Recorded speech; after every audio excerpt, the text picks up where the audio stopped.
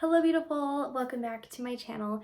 I'm so excited because today I'm going to be doing my first bookish video. I love reading and I've been reading for such a long time now. So I'm going to do a fun little haul, also the books that I'm currently reading, and then I'm also going to share my April TBR, the books that I'm excited to read in April. So it's just going to be a fun, nice time.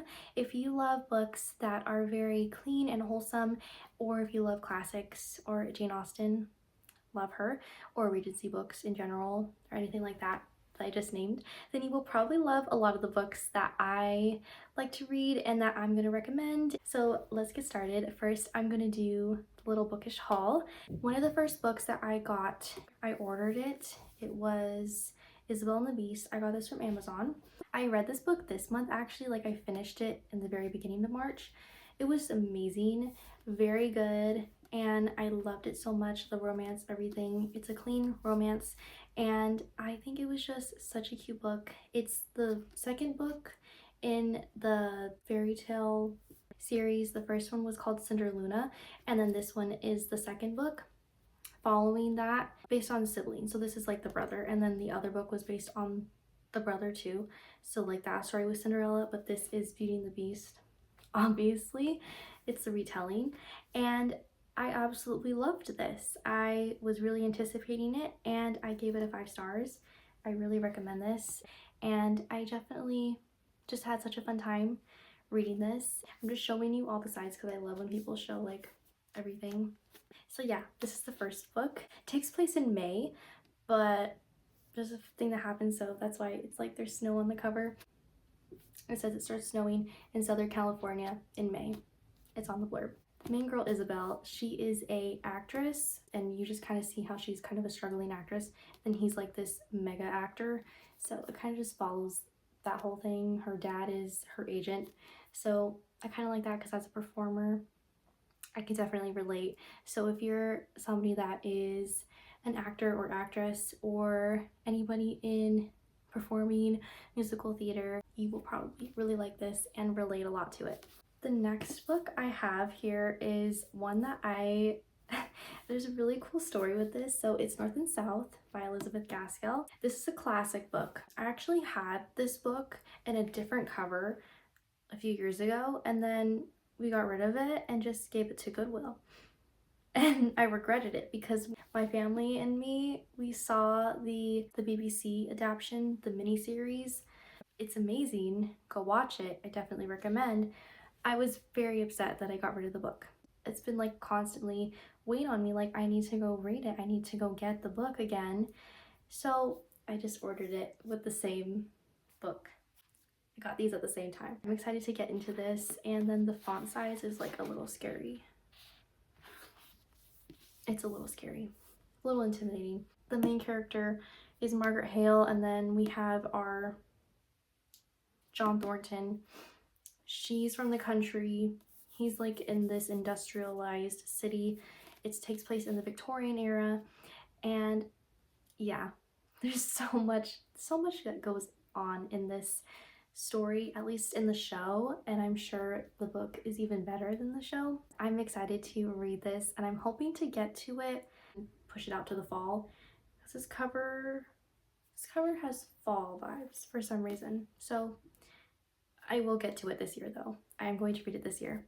Yes, but that is North and South, so I love it. I'm excited to add another classic to my collection. So these next books that I got were from Barnes & Noble. So my mom actually found this one. This is such a beautiful edition of Anne of Green Gables.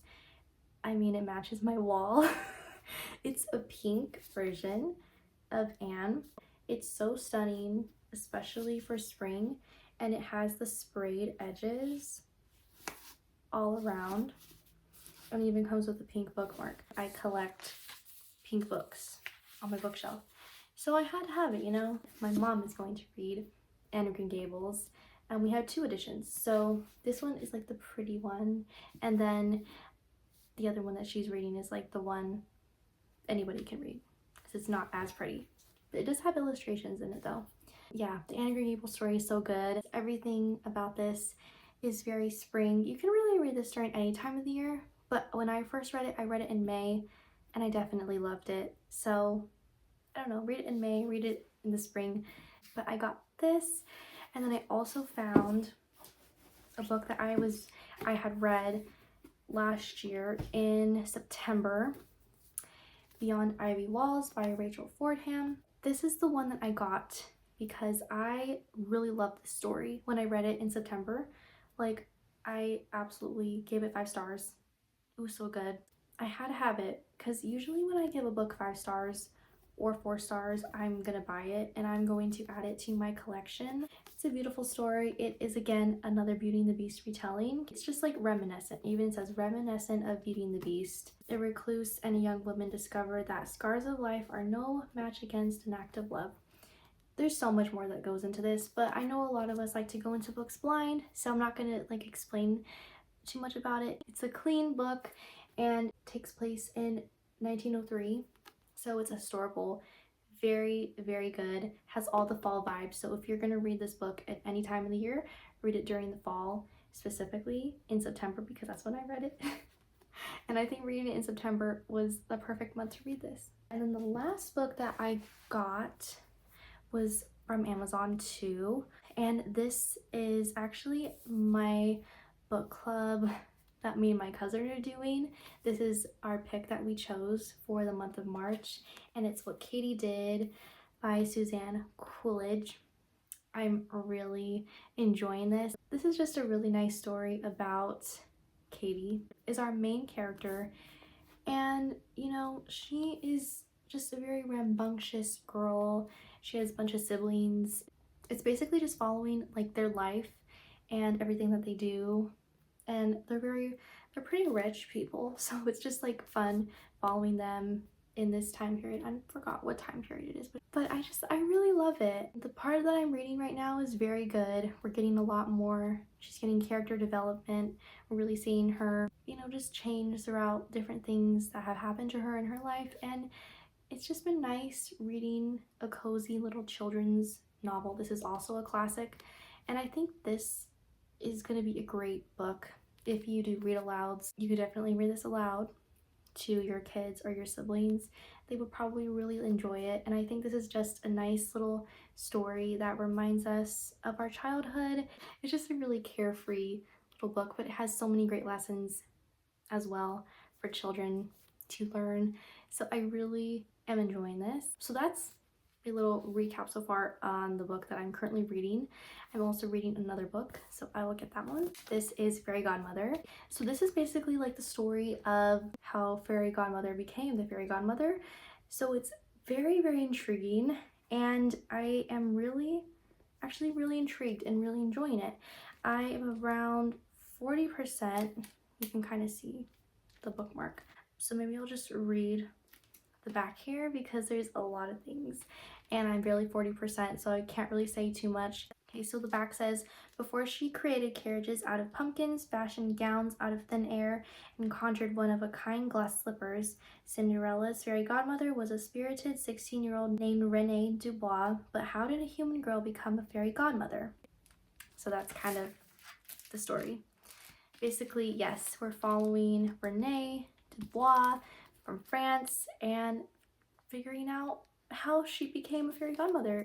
In the beginning, it was giving fall, but now it's very much giving spring because we're in that fairy world, and like she's going to like fairy school to try to learn how to do fairy stuff, and it's very, very cool. I will say that I haven't read something like this in quite a long time, so it's a very intriguing fantasy, and it is like published by Disney. So I don't know, I was just intrigued to see how Fairy Godmother became Fairy Godmother, and I'm intrigued to see how the story goes because I have my suspicions on what's gonna happen. I'm excited to just see where it takes me. So yeah, that is this book, and I think it was a great pick for my spring reading. So now I think I should talk about my April TBR. I think that's something I'm really excited about. I'm really excited to get into these spring reads. This one, The Last Garden in England by Julia Kelly. I think it's going to be a great historical book. It takes place during World War II, and then it takes place in nowadays, and then 1907. Yes. So I'm excited to get into this because of the garden. Hello, I mean, it literally has garden in the title, so that is definitely spring to me. So I'm definitely excited to see how this one goes. And I also have it on audiobook on Libby, so I'll definitely be listening to it and then reading this book. So this is the first book on the TBR for April. And then the second book, which is a book I'm really excited about, I'm going to put it on the screen for you guys. It is Beyond the Filigree Wall. So this is a fantasy regency fairy type of story. The main girl, she wants to be like in the captain of the royal guard, and then the real captain of the royal guard is her nemesis, or like they don't get along or something. So there's something going on there, but it's just like set in a regency fantasy-esque world. So that is something that I'm intrigued to read, and I just love the cover. And I'm really excited to read this because it is free on Kindle and Apple Books and Fable. So I was gonna just buy this on Amazon, but then when it was free, now all I have to do is just read it on my phone. So I'm excited to read this and see how I like it. I'm just anticipating it so much. And it's giving like spring, cozy fantasy vibes. So we'll see how I like it, and I think I'm going to love it. And there's also 2 other books in the series as well. I'm just excited to read it. That's the second book on my TBR. And then the third book I have on my TBR is Miss Austen by Jill Hornby. I'm very excited to get to this one, not only because it's a Regency book, but also because there is a series on PBS Masterpiece coming out that is based on this book. So I'm excited, and I always say I try to read the book before the show comes out. So I got this from the library. I'm gonna try to give it a try. I love how the end paper is like Jane Austen's letters to her sister Cassandra, and this is about Jane Austen's sister Cassandra. It takes place in England, 1840. So it's like post-Regency. I forget what that time period is called, but it's not Regency, but I think it does go back in time. I'm not quite sure. It follows Cassandra as she's old. Now she's like in her middle age. To be honest, I'm kind of going this blind, but I don't really care because as long as I know that it's going to be adapted to the series, I just want to read it and try to read it before the series comes out. So yes, this is Miss Austen. Okay, the next book on my TBR is The Last Rose by Leah Cypess. This is a nice little fantasy novel. It's a part of the series, the Sisters Ever After series, basically following sisters of the princesses in each fairy tale, because they had sisters. If you didn't know, they had little sisters, at least in this series they do. And it's just following like their adventures and how they're kind of like mixed into the story and kind of making it a little different. I think it's just really cool how the author writes these stories and gives another character that we have no idea. It just creates a whole nother story out of this character. I have read 2 books in this series so far. I'm not reading them in order. I'm just kind of reading whatever ones I want to read. You don't have to. They're not interconnected at all. You can read anyone at any time. It doesn't matter. But I just thought this one was perfect because a rose is the last rose and it's spring.